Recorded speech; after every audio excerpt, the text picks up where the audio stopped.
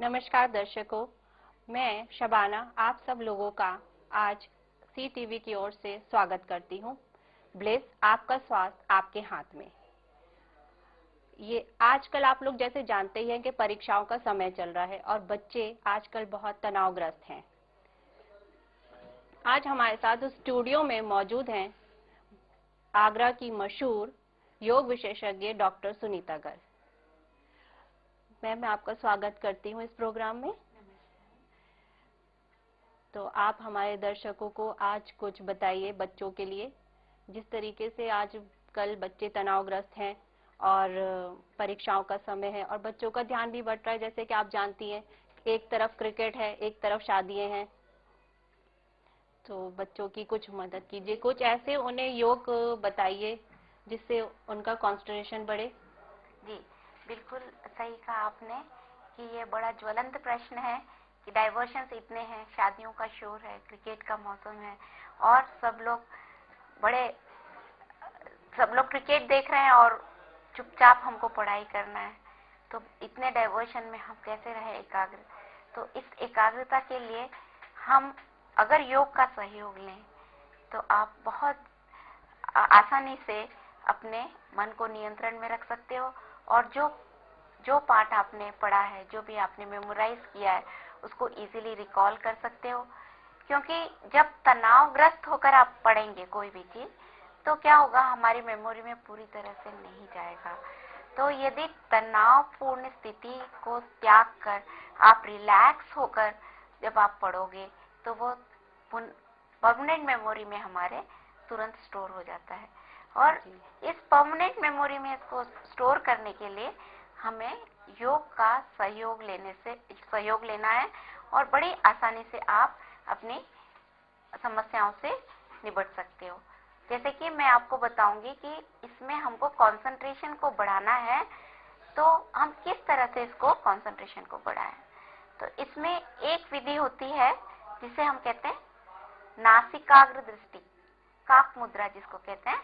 तो काक मुद्रा में आपको क्या करना है, निरंतर आपको नासिकाग्र पर यानी टिप ऑफ द नोज आपको कंसंट्रेट करना है, एकाग्र करना है। दोनों आंखों से आप एकाग्र होकर बिना पलक झपके नाक की टिप पर देखेंगे। जितनी देर इस तरह से आप नाक की टिप पर देखते रहेंगे और जितनी देर आप देखते रहेंगे उतनी देर आप पलक नहीं झपकेंगे। पूरी तरह से आपको देखना है सिर्फ नासिकाग्र। सारे दृश्य धीरे धीरे खत्म होते चले जाएंगे और मात्र नासिकाग्र आपको दिखाई देगा। और जब आपकी आंखें थक जाएं तो धीरे से आंखें बंद कर लीजिए। फिर थोड़ी देर बाद फिर से आंखें खोलकर नासिकाग्र पर आपको ध्यान को केंद्रित करना है। ऐसे करते करते आपको महसूस होगा कि आपकी कंसंट्रेशन पावर बढ़ गई है। यानी आप जब अपने देह को लेकर चलोगे तो बाकी चीजें आपको बीच में डिस्टर्ब नहीं करेंगी। तो इसके अलावा हमारे पास और भी विधियां हैं, जैसे कि त्राटक है।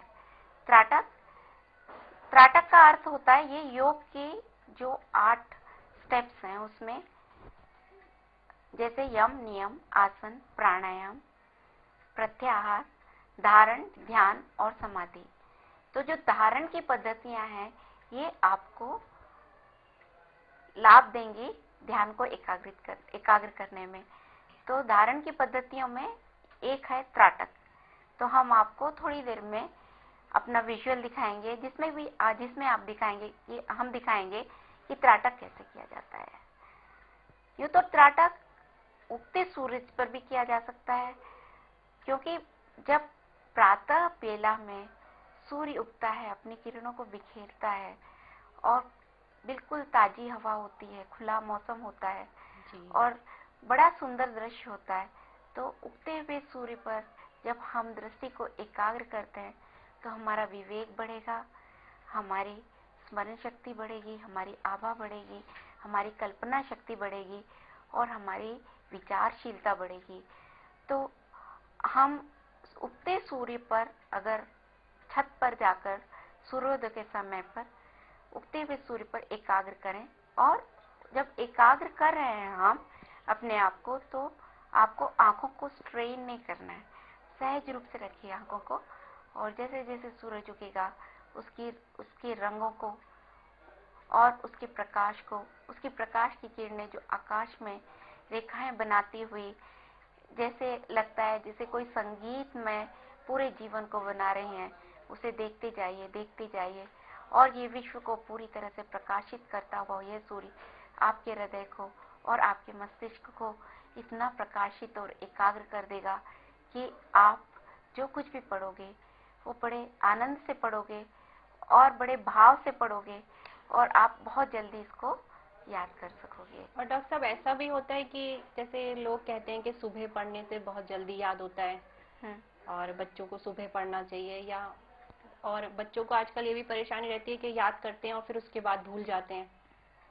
जी, तो इसके लिए हम आपको त्राटक की विधि अभी बताएंगे कि किस तरह से आपको एक लक्ष्य पर, जैसे हमने मान लीजिए दीपक की लौ को एक लक्ष्य बना लिया, तो आप बिल्कुल पीठ को सीधा कर बैठ जाना होता है और आगे आपके 4 फुट की दूरी पर एक कैंडल को जला दीजिए और उस कैंडल की लौ को आपको कंसंट्रेट करके देखना है।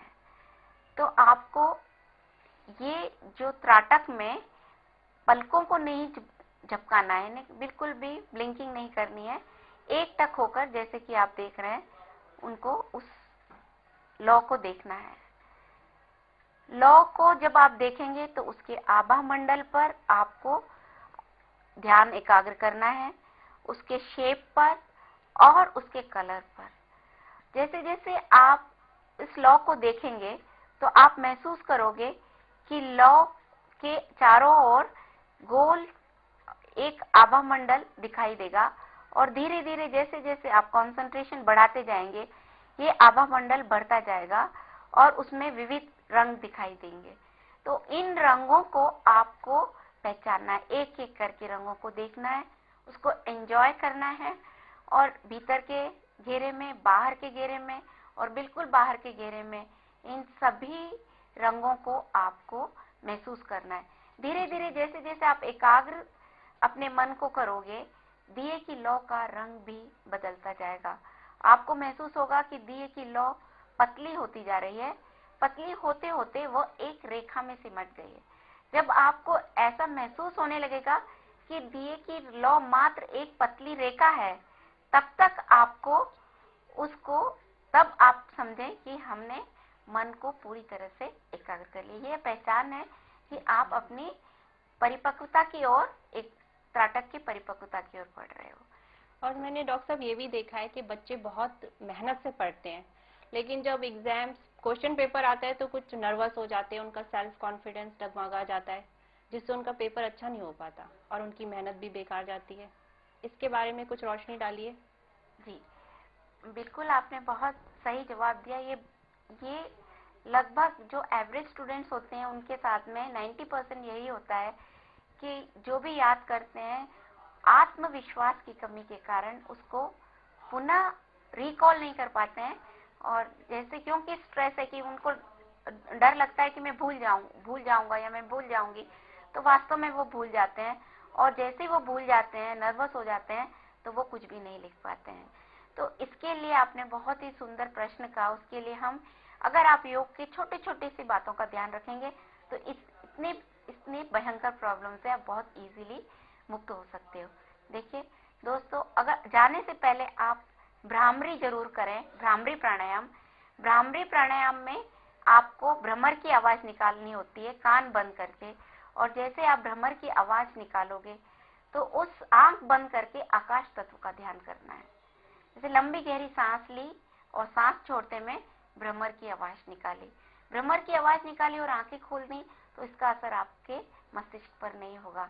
आंखें बंद करके फिर सिर के भीतर मान लो आपको कल्पना करना है कि आपके मस्तिष्क की जो डायमेंशंस हैं वो धीरे धीरे धीरे धीरे बढ़ते हुए विस्तार कर रहे हैं और पूरा आकाश इसमें समा गया है। जितना आकाश तत्व का आप ध्यान करेंगे उतनी ही आपकी मेमोरी पावर बढ़ेगी। तो हमने इस बात का एक्सपेरिमेंट भी किया था कुछ स्कूल्स में। हमने एग्जाम से पहले स्कूल वालों ने ही भ्रामरी का इंट्रोडक्शन किया था कि एग्जाम से पहले 15 बार सभी बच्चों को भ्रामरी कराई जाए, उसके बाद में एग्जाम लिखी जाए। तो हमने ये पाया कि रिजल्ट 99% रहा, जो कि जनरली 78-80% रहा करता था, और बच्चे भी बहुत खुश थे। मात्र इतना छोटा सा प्रयोग करने से अगर हम इतनी बड़ी परेशानी से बच सकते हैं, तो भाइयों क्यों न शुरू करते हैं आज। एग्जाम जाने से पहले याद रखें, भ्रामरी करके जरूर जाएं। एक अगर तनाव और ज्यादा है तो आप शशांकासन भी कर सकते हैं। हेलो। हाँ मैम, मैं पंकज बोल रहा हूँ। अच्छा, कहाँ से बोल रहे हैं आप? मैं सैनिक नगर से बोल रहा हूँ, आगरा। अच्छा, आपका ब्लिस में स्वागत है। हाँ। ब्लिस प्रोग्राम में आप अपना क्वेश्चन पूछिए। मैम मेरा क्वेश्चन ये है कि जैसे मान लिया मुझे पहले डिप्रेशन था। हेलो। हेलो, हाँ बोलिए। हाँ मैम, मुझे थोड़ा पहले डिप्रेशन था, तो कुछ ऐसी घटनाएं हुई है पास्ट में जी। जिससे कि मैं जैसे ही प्रेजेंट में पढ़ाई करता हूँ तो मुझे वो बार बार चीजें एकदम से मेरे दिमाग में आती रहती है, तो मेरा कंसंट्रेशन बिल्कुल मतलब एकदम भंग सा हो जाता है। अच्छा ठीक है, अभी हम डॉक्टर साहब से पूछ के आपके सवाल का जवाब देते हैं। हाँ, बीच बीच में एकदम से मैं बनाने की कोशिश भी करता हूँ, तो बीच बीच में मतलब दिमाग में नॉकिंग सी होती रहती है। अच्छा, ये चीज होगी। हाँ, और फिर उससे मेरी कैपेबिलिटी भी काफी कम होती जाती है। अच्छा ठीक है, आप भी डॉक्टर साहब से आपके मुश्किल का समाधान करते हैं। थैंक यू जी। अच्छा डॉक्टर साहब, ये हमारे थे दर्शक, इनका जरा बताइए। जी, तो इन्होंने जो प्रश्न किया, ये कहते हैं कि जो पुरानी बातें हैं वो बार बार उनके ख्याल में आती हैं और उनके माइंड से में जो पुरानी मेमोरी है वो हट नहीं रही है, और जो जिस पर कंसंट्रेट करने जाते हैं वो बार बार वो उनके सामने प्रस्तुत हो जाती है। तो इसके लिए योग ही एक ऐसा साधन है जिससे कि आप इजीली मुक्त हो सकते हो। मैं आपको बता दूं, इसमें स्पेशली नाद योग आपको बहुत लाभकारी होगा, क्योंकि जब कंसंट्रेशन, ऐसी स्थिति में आप किसी चीज पर भी कंसंट्रेशन करें, कंसंट्रेशन नहीं होगा, और अगर आप कंसंट्रेशन करने बैठेंगे तो इसमें आप सिर में दर्द होने लगेगा और घबराहट होने लगेगी। तो इसके लिए संगीत बहुत अच्छा आंसर है। और दूसरा एरोमा थेरेपी, जिससे कि हम जैसे कि लेमन ग्रास की एरोमा जो होती है, आप लेमन ग्रास की एरोमा अपने रूम में लगाएं, जिससे कि आपको जो मूड है एलिवेट होगा। और किसी भी एरोमा थेरेपिस्ट से आप पता करें कि आपके ऑरा के हिसाब से आपको कौन सा एरोमा सूट करता है, नंबर 1।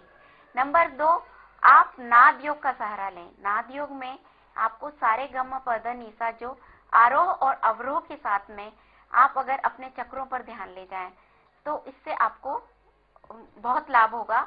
और जो आपका जो डाइवर्शन है, किसी एक चक्र पर अटक गया है, तो वो डाइवर्शन आपको खत्म कर देगा, आपकी प्रॉब्लम खत्म कर देगा मात्र। और इसमें आपको कोई परेशानी नहीं होगी कंसंट्रेट करने में। इसमें मूलाधार चक्र से हमारे शरीर में 8 चक्र होते हैं, मूलाधार से लेकर सहस्रार चक्र तक। मूलाधार चक्र यानी आपका सबसे नीचे होता है, जो कि गुदा मार्ग के पास होता है।